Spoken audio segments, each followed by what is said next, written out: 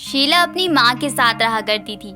शीला को नेहा कभी किसी चीज की कमी नहीं होने देती थी। हालांकि नेहा बहुत गरीब थी और वो दूसरों के घरों में जाकर काम किया करती थी, पर फिर भी अगर जब भी शीला को किसी चीज की कमी हुआ करती तो वो उसकी जरूरतों को पूरा करती।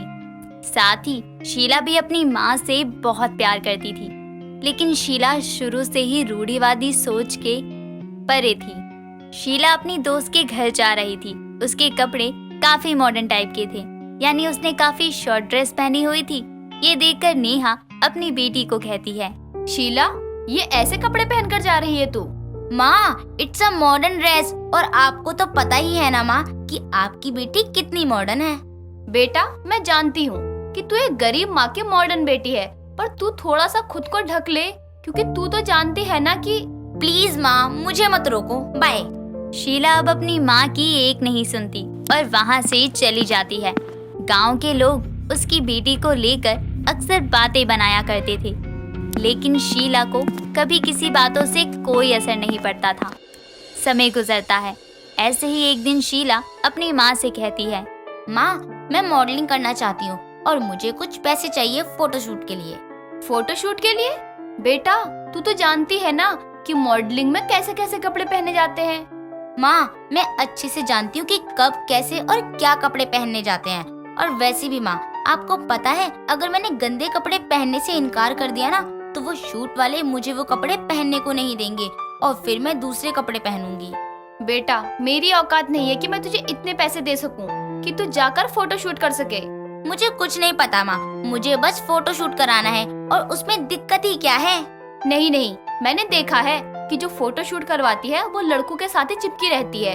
और बेटा, तू तो जानती है कि हमारे पास इज्जत के अलावा और कुछ नहीं है, और मैं नहीं चाहती कि मेरी इज्जत पर ये गांव वाले कोई इल्जाम लगाए। माँ, आप कौन सी दुनिया में जी रही हो? आज के समय में भी आप ऐसी बातें कर रही हो। अरे, अगर एक लड़के के साथ लड़की रहती है तो वो कैरेक्टर लेस कैसे हो सकती है? और दुनिया का काम ही क्या है, वो तो कभी दूसरों को आगे बढ़ने ही नहीं देती है।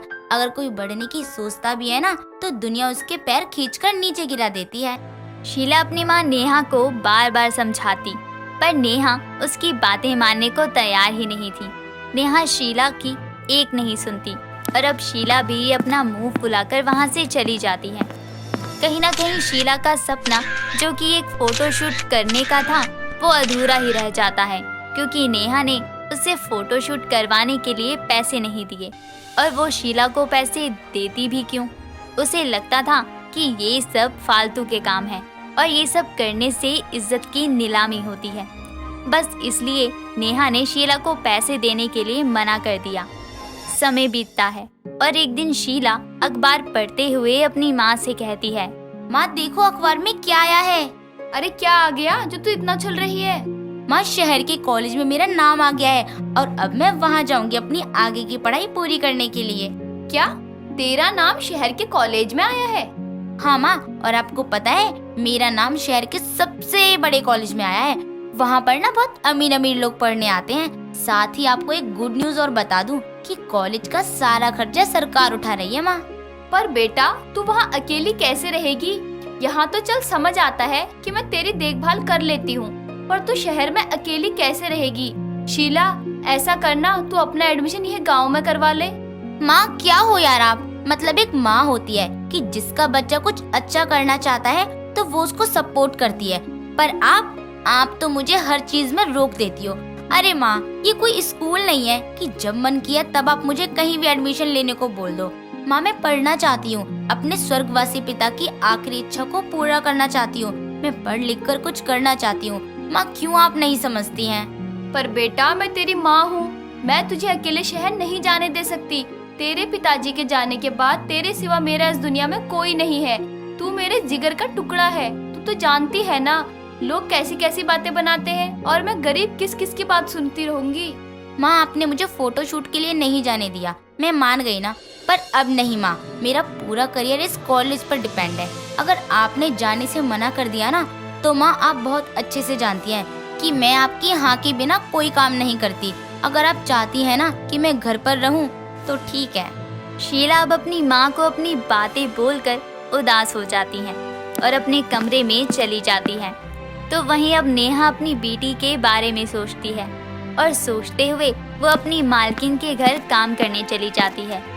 नेहा अपनी मालकिन के घर में काम कर ही रही थी कि तभी उसकी मालकिन उससे कहती है, क्या हुआ नेहा, आज मैं तुम्हें कब से देख रही हूँ। तुम बहुत शांत हो और बहुत सोच कर ही काम कर रही हो। तबीयत तो ठीक है ना तुम्हारी? हाँ मालकिन, मेरी तबीयत ठीक है।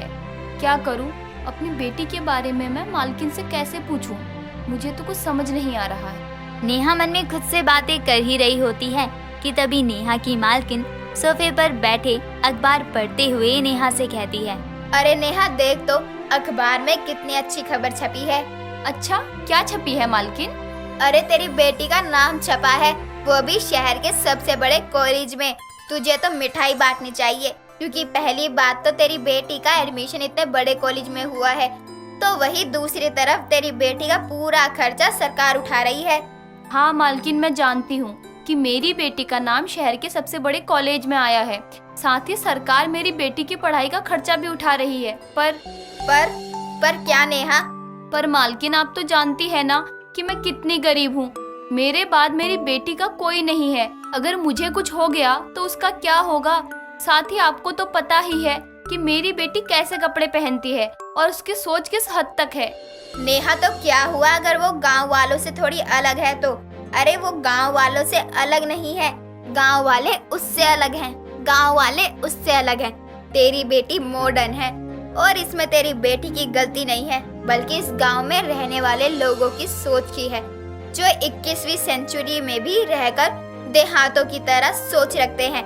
तेरी बेटी बहुत समझदार है नेहा, तू उसको मत रोक। अपनी मालकिन की बात सुनकर अब नेहा को भी लगता है कि शायद उसकी ही सोच में कुछ खराबी थी, इसलिए अब वो जल्दी से अपना काम खत्म करती है और अपने घर जाती है। घर जाने के बाद नेहा अपनी बेटी को शहर जाने के लिए हाँ कर देती है और शीला भी अपने आगे की पढ़ाई पूरी करने के लिए शहर चली जाती है। समय गुजरता है और एक दिन शीला के कॉलेज में एक एक्टिंग कंपटीशन होता है, जिसमें शीला भी भाग लेती है। इस बात से अनजान कि शीला के कॉलेज में काफी बड़ी बड़ी कंपनी के डायरेक्टर आए हैं।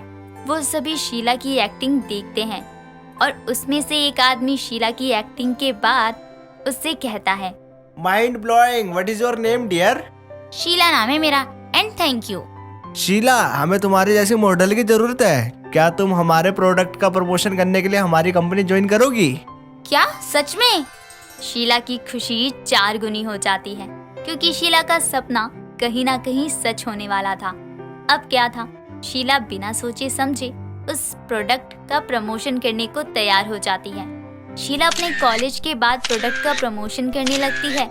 शीला मॉडर्न तो थी ही, साथ ही अब वो मॉडल भी बन जाती है। उसकी फोटो अखबारों से लेकर मैगजीन तक में छपने लगी थी, जहां लोग उसके छोटे कपड़ों को लेकर शीला समेत नेहा को ताने देते।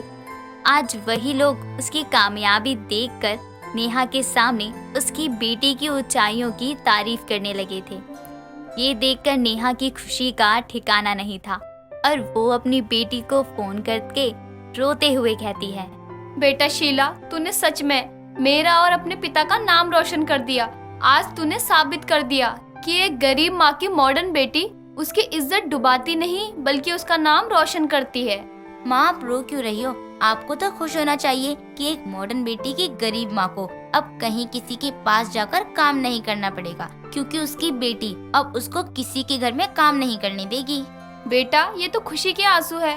माँ, मैं बहुत जल्द आपको लेने आ रही हूँ। अब हम गांव में नहीं रहेंगे। इतना बोलकर अब शीला फोन रख देती है और कुछ समय बाद शीला अपनी माँ को गांव से शहर ले आती है और अपनी माँ के साथ खुशी खुशी रहने लगती है।